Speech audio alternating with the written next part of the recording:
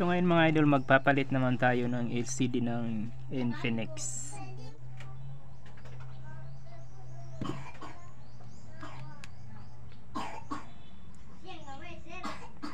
Ayan mga idol.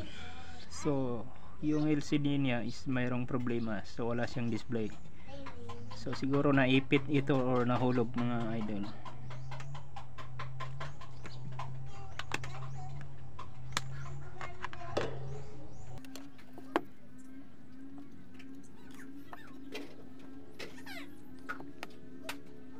Tatanggalin muna natin yung kanyang mga bolt.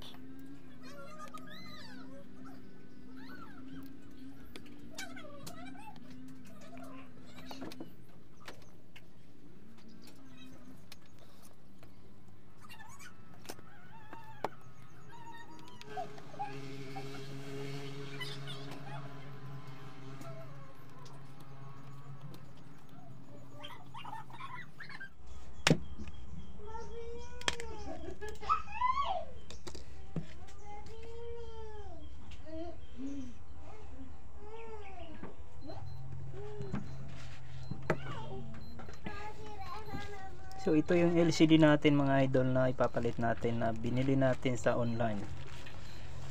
So sa mga gustong bumili nito mga idol is nasa link or nasa baba ng description ang link ng product na ito. So ilalagay ko siya sa description yung kanyang link para mabili ninyo sa mga gustong bumili nito. So kailangan muna nating tanggalin yung kanyang sirang LCD bago natin ito ilagay.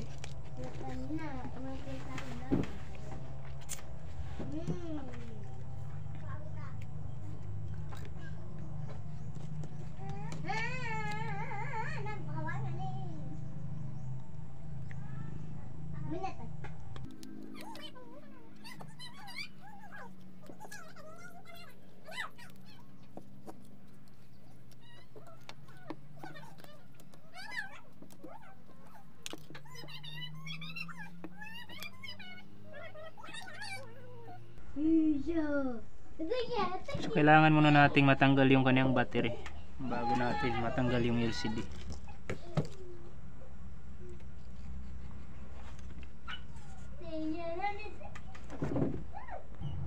So yan mga idol, natanggal na natin yung kanyang battery. So sa pagtanggal ng kanyang battery mga idol, so hindi ko na pala naipakita sa inyo is siyempre padadaanan nyo lang ng ganitong bagay. Pag ganyan, paikutan nyo lang. So kapag natanggal nyo na mga idol, sa pag lagyan nyo ng ganito, paggamit nyo ng ganito, ito yung pinakaiingatan yung matamaan ninyo, itong flex na ito. Baka kasi maputol itong flex na ito, kasi kapag naputol ito hindi siya magcha-charge, hindi na rin gagana lahat ng mga nakalagay dito na pyesa dahil ito yung kanyang connection. So ito yung flex ng LCD niya pala mga idol. So pinutol ko na kanina kasi nagiging sagabal, kasi total sira naman ito. So ito yung flex niya.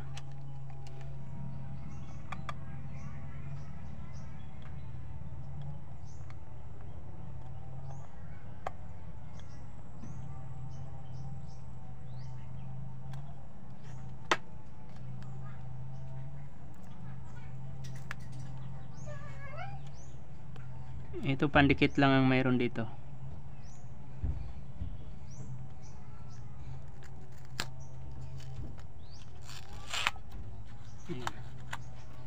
So ito yung flex niya na pinutol ko na mga idol kanina dahil nagiging sagabal ito kasi natuklap naman ito.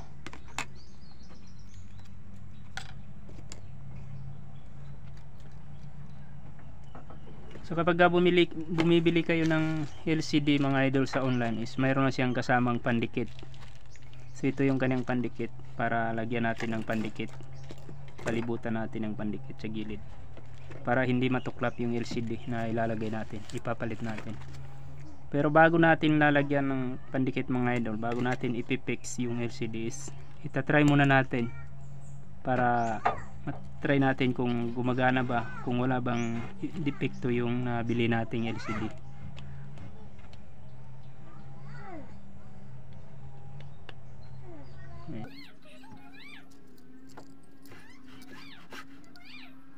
Kasi useless din mga idol kung ipipix natin siya na hindi pa natin na-try kung gumagana ba yung nabili nating LCD or hindi. Ayan.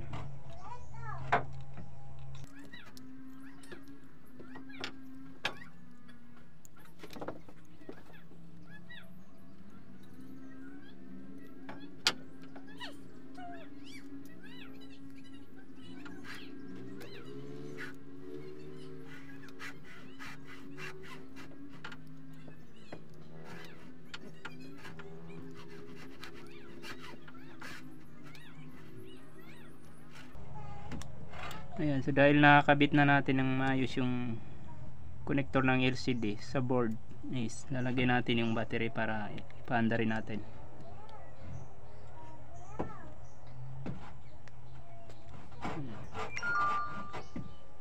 Then try natin siyang i-on mga idol. Okay, so ngayon mga idol is mayroon naman siyang display. So itatry lang natin yung kanyang touchscreen kung gumagana ba.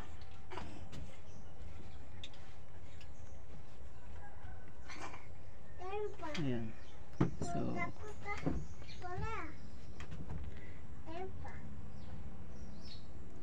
So para matry natin yung kanyang touchscreen kung gumagana ng maayos, maraming paraan mga idol kung paano natin siya matestingan.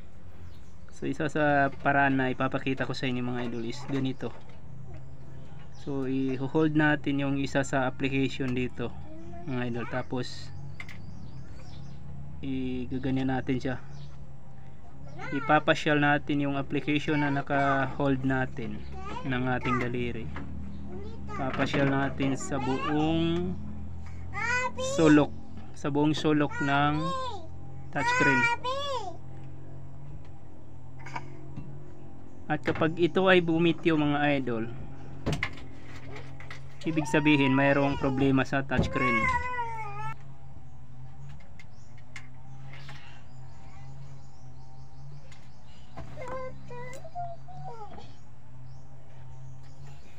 So kung halimbawa naghinto or bumitiw ito sa bandang gilid mga idol, dito banda, kapag bumitiw itong application na ito na naka-hold ng aking daliri, is ibig sabihin mayroong sirang part ng touchscreen dito. Pero wala namang sira dito sa touchscreen niya mga idol, kasi hindi naman talaga bumibityo. So kahit saan ko siya ipapasyal, wala talaga, hindi talaga siya bumibityo. So ibig sabihin goods na goods yung ating LCD mga idol. Ayan, yung letra mga idol lumalabas ng sunod-sunod, so hindi siya lumalaktaw. Ayan. So ngayon ipipix na natin siya mga idol dahil na test na natin siya. So ngayon mga idol, dahil natanggal na natin yung LCD matapos nating i-test, is lalagyan na natin siya ng pandikit. So itong LCD natin ilalagay natin sa safe na lugar, itatabi natin. So kailangan linisin muna natin yung gilid ng kanyang housing mga idol, para hindi maangat yung ating LCD. Yung mga maaaring makakalso sa ating LCD is tatanggalin natin. Yung mga alikabok na rin para dumikit ng maayos yung ating pandikit.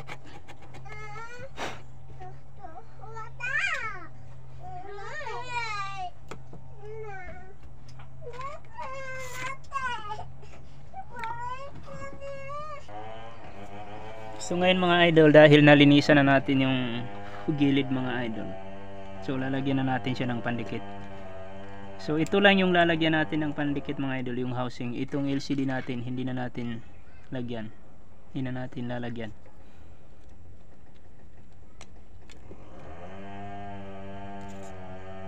So ang mahirap dito mga idol, yung pandikit natin is walang nozzle, kaya mahirap i-point dito sa gilid mga idol.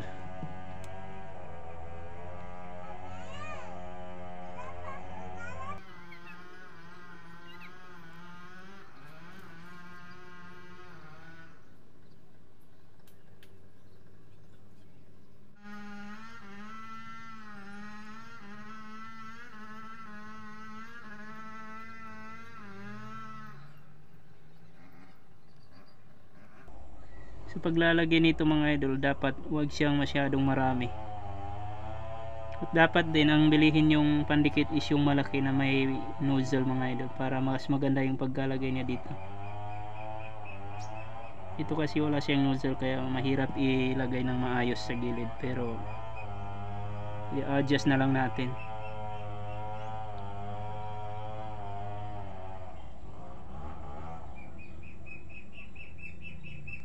Ayan. So wag masyadong marami mga idol, kasi pag nasubrahan ng dami is pwedeng makapasok yan sa LCD at pwedeng magka-problema yung LCD niyo pag nasubrahan ng dami yan.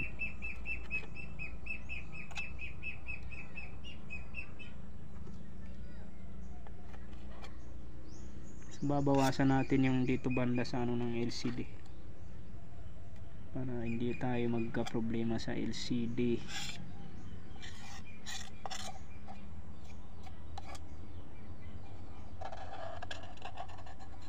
Yung lahat ng nasa gilid banda ng LCD, papasok yan sa gilid ng LCD pag nasubrahan ng dami. So hindi to advisable na gamitin yung mga idol itong maliit na pandikit, dahil wala siyang nozzle na parang karayom. So hindi maganda yung pagka-quality ng pandikit sa ating housing mga idol.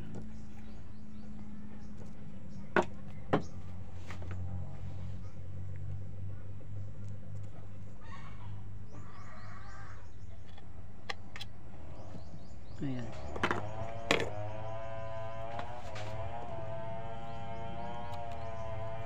So itong blue na silupin mga idol, pwede natin tanggalin, pwede ring hindi na, pero mas maganda tanggalin na lang natin ito mga idol.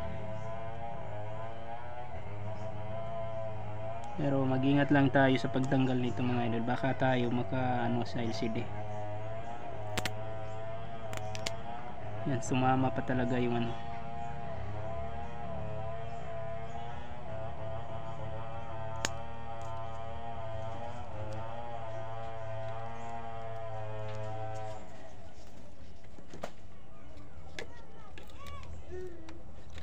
Ayan.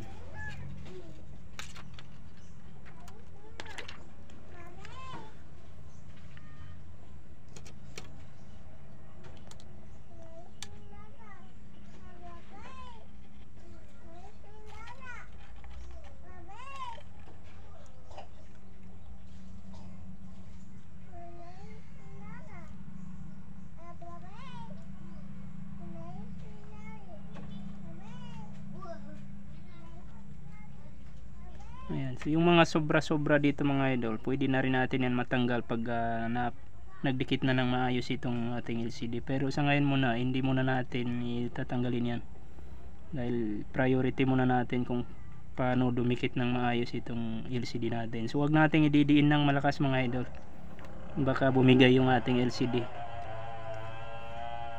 lalo na yung dito banda mga idol sa kanyang sa flex terminal ng so hinayan lang natin ng pagdiin.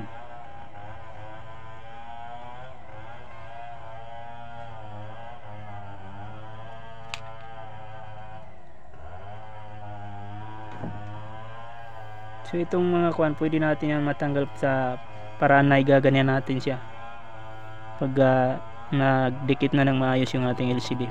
Pero ngayon hindi muna natin gagawin.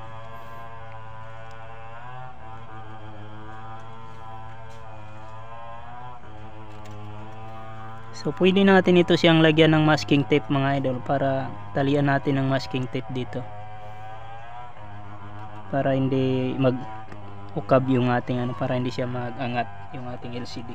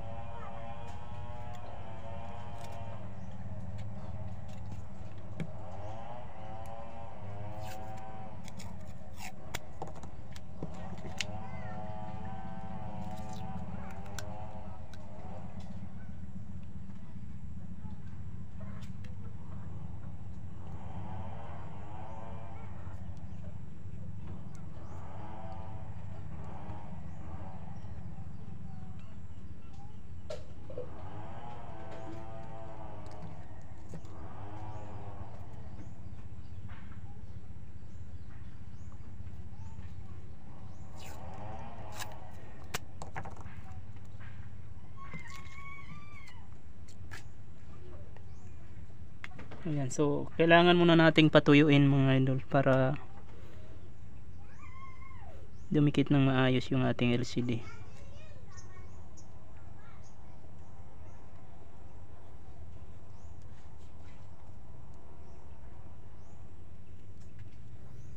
So patuyuin muna natin ng mga 15 to 20 seconds or 20 minutes pala.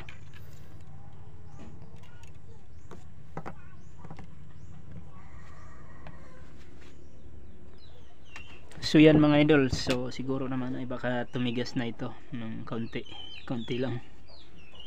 So yung mga naging dumi dito sa gilid mga idol is natanggal, ginanian ko lang para matanggal yung mga pandikit na kumalat dito sa ibabaw sa gilid, is ginanian ko lang para matanggal siya.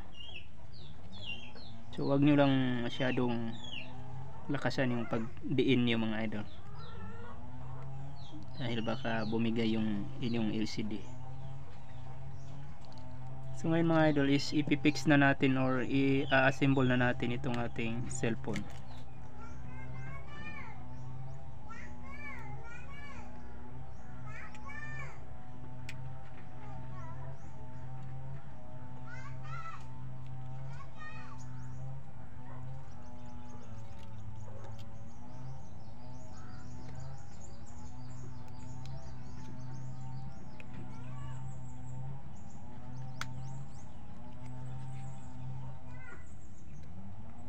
So dapat maganda at maayos at maingat ang pagkalagay ninyo dito mga guys, pag attach nyo dito, pag connect nyo sa mga connection ng LCD, para walang sabit.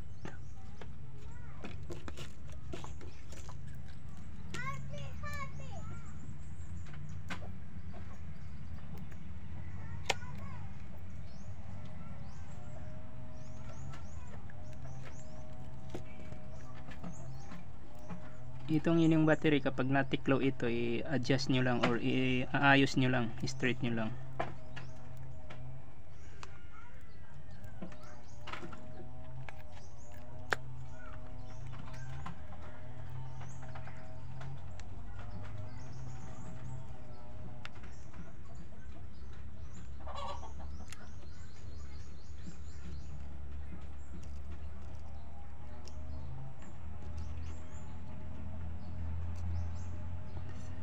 So pagkatapos ng assembly natin mga idol is ipa-power on natin siya, tapos doon pa tayo makakasigurado kung 100% na okay yung ating LCD, kung hindi ba siya tinamaan sa ating paglagay or pag-fix.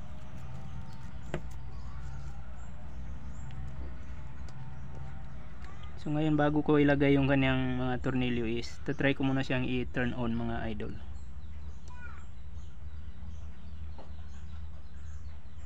Kung wala ba siyang naging problema nung i-fix natin siya.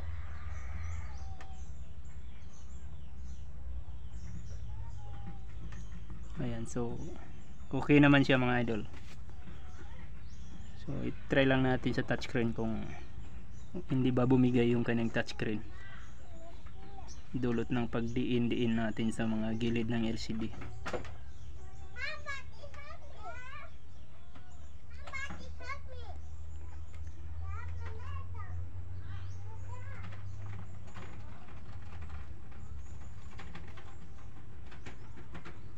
Yan, so okay naman yung kanyang touchscreen mga idol.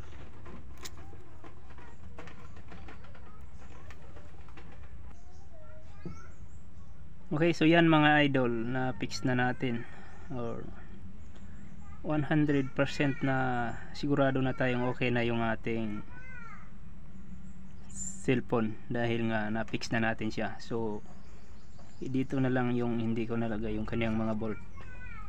So maraming salamat sa panonood mga idol. Kung nagustuhan niyo yung video natin na ito, ay huwag kalimutang i-like at i-share. At sa mga hindi pa nakapag-subscribe, subscribe na rin kayo sa ating YouTube channel para maging updated kayo sa mga iba't ibang klase ng video na aking ina-upload na pwede niyong mapupulutan ng aral sa inyong buhay. So maraming salamat.